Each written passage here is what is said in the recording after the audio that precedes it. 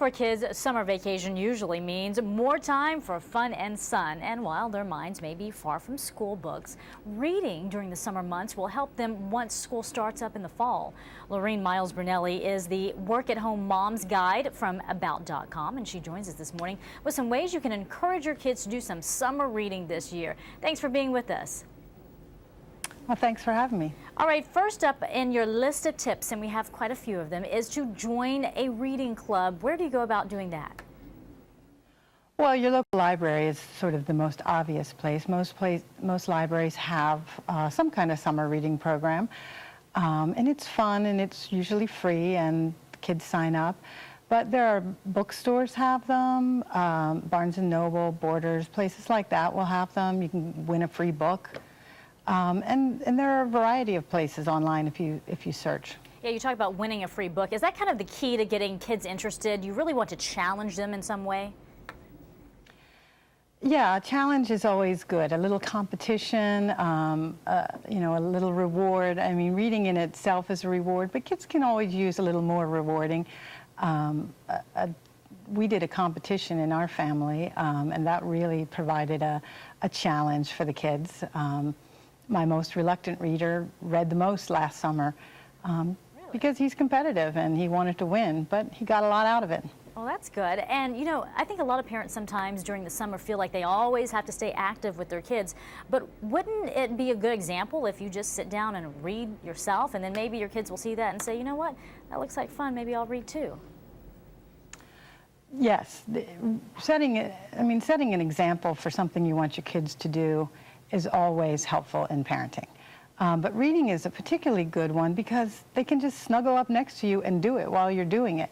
But you can do more than just read a book on your own. You can read to them even when they're past the reading age, the storybook age. You can read chapter books to them. You can have one book that you alternate reading, so you can not only set an example, you can read together. That's a good idea. And you know, you talked about book clubs and then creating a bit of a competition within your own family. Should you create your own book club per se? I don't know, with your kids' friends or people down the block?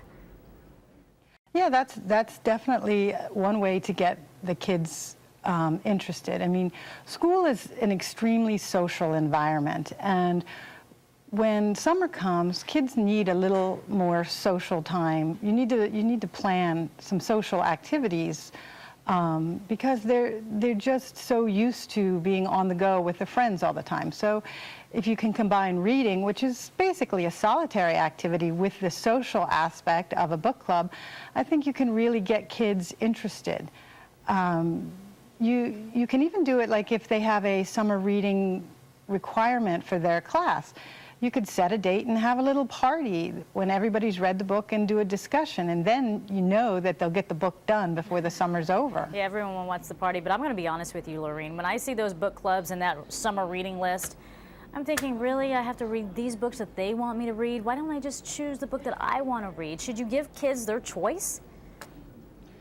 Yes. If kids have a choice, they will read more and longer. If you try to choose the book that was your favorite when you were a kid and they're not interested, just let it go, drop it. If they're interested, fine, but if they're not, don't push it, because they have enough to do with the schoolwork, and they will read more if they choose it themselves. The only thing I would say is try to guide them towards something that's at their level. If they're picking a really difficult book, then maybe you can read that one together rather than them spending the whole summer slogging through it. That's true. All right, good advice. And speaking of reading, you can read more from Laureen on the Work-at-Home Moms page of About.com. Thanks for being with us. Thank you.